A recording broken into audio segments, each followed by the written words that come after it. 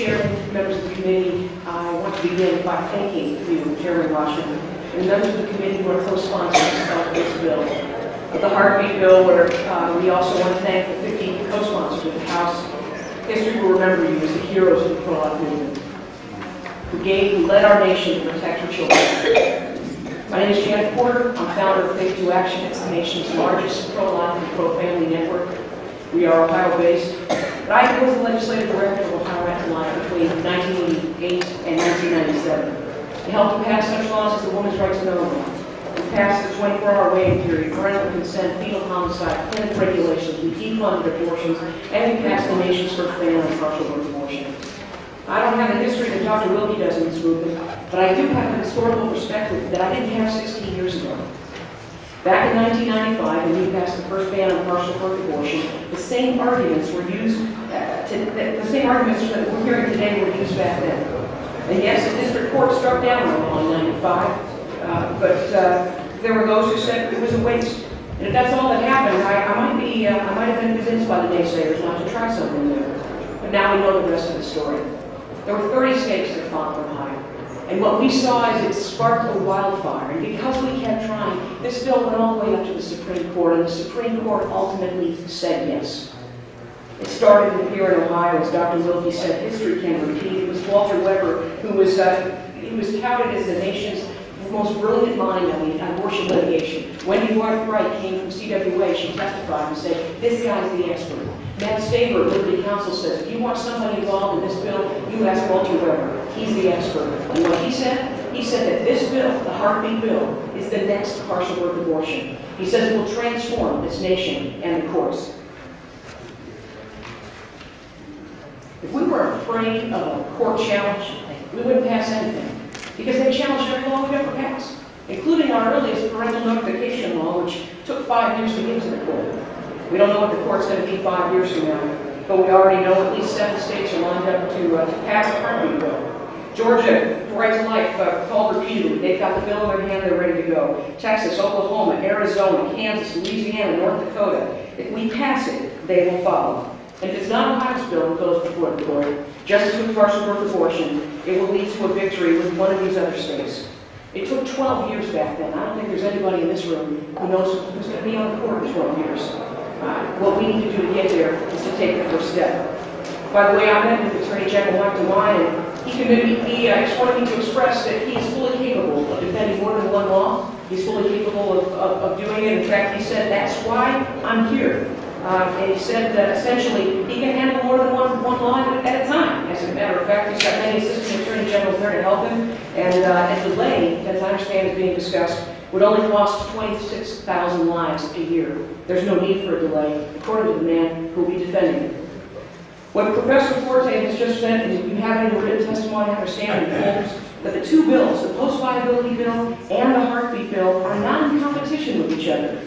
Each seeks a different objective. Neither, says Forte, it turns out, needs to be brought before the court first, for each addresses an entirely different issue. The Heartbeat Bill will change the terms of the debate in the Supreme Court's own language, and that is how progress is made. Skipping to the next page, for those of you following along, I'm trying to just summarize. This bill, there's no scenario under which this bill will not save lives. It'll save lives in 5 ways. 1, just the education that's been going on saves lives. You've seen the ultrasound. It's every news story they do. They're showing what you saw in this committee, the baby with the beating heart. That's the message. What we know is that pregnant women see that too. And I believe this bill is already saving lives, or soon will be. Number 1, the publicity. Number 2, if it goes into effect, 95% of the babies are going to be saved, according to Dr. Wilkie, who I just got off the phone with, and he wanted me to make sure to express his strong support for the bill and his appreciation for each of you for co-sponsoring it.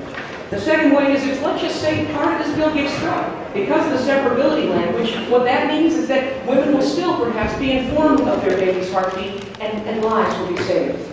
Let's say the worst case scenario, the bill gets struck down in its entirety. It's going to save lives because there's a trigger clause connected to it. And then on a better day with a better Supreme Court or a more favorable ruling, we're going to see children protected in the near future. And the 5th way this bill will save lives is because of the 7 states that are waiting in the wings to follow our lead. We're going to see those same patterns happen in other states.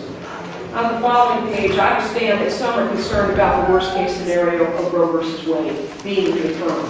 When Dr. Wilkie testified here after 40 years in the movement, I trust his judgment. He said that he used to be afraid of that. He says, but now we understand that even if Roe were reaffirmed, we would lose nothing. Abortion would still remain legal for any time of pregnancy for virtually any reason. What that means is we have everything to gain, as Professor Forte said, and nothing to lose. But for children to be protected, we must first ask for it. As Forte said, and the court said, courts never change their minds unless they are invited to.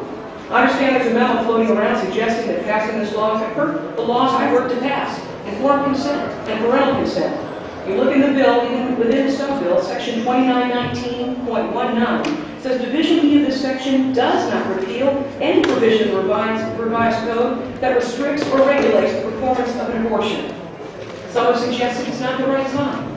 We've been killing children for 38 years. As Dr. Wilkie says, 38 years of doing the same thing is going to give us a different result. The time is now. I kind of wonder if slavery were still legal today, if we would have people who say we can't challenge the Dred Scott decision because we sure don't want to be unconstitutional. No. What we have to remember is Roe versus Wade, just like it's Roe versus Wade, just like it was Dred Scott that is unconstitutional. And throwing rocks at those abolitionists who try to suggest to them that it's just not the right time to end slavery. Nobody in this committee would agree with that, and thankfully our ancestors did not either. In closing, I want to tell you that we found something in the Supreme Court ruling, in the Gonzalez versus Carhart ruling, that was absolutely astounding to me.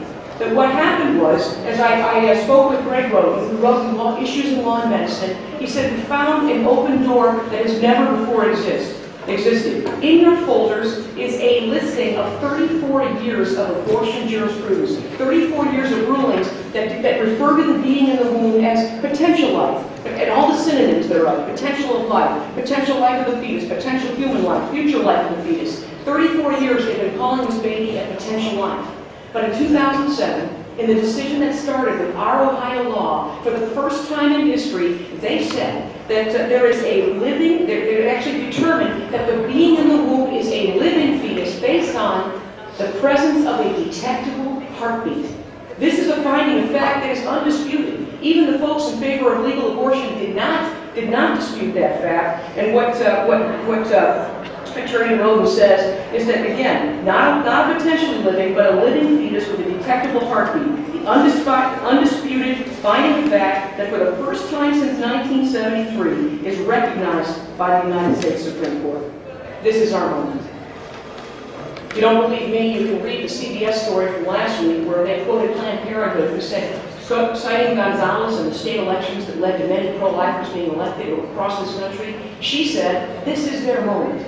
What I want to tell you is, I believe this is our moment to do what we've been working for, praying for, hoping for 38 years. This is the moment that Ohio can lead again. And I encourage you to vote for House Bill 125, the heartbeat bill, to ensure that once a heartbeat is detected, the babies will be protected.